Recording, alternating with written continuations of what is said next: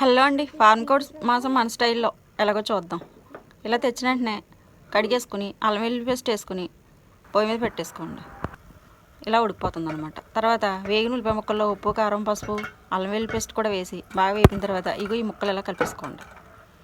ఆ తర్వాత కాసేపు మూత పెడితే బాగా దగ్గరికి ఉప్పు, కారం, పసుపు అన్నీ పట్టి ముక్కలు దగ్గరికి అవుతాయి అనమాట. ఇదిగో ఇలా.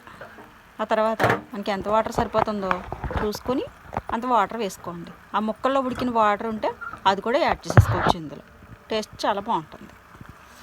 ముక్క ములిగేంత వరకు వాటర్ పోయండి. ముందర ఉడికినా సరే ఇలా మళ్ళీ కూరలో వాటర్ వేయడం వల్ల ఇంకా జ్యూసీగా ముక్క ఉంటుంది అనమాట. ఇలా ఒక పొంగు వచ్చిన తర్వాత మన ఇంట్లో ఆడిపెట్టుకున్న మసాలా ఉంటుంది కదా, అది ఇలా సరిపడగా వేసుకోండి. దగ్గరికి ఉడికిన తర్వాత ఇదిగో ఇలా ఉంటుందండి.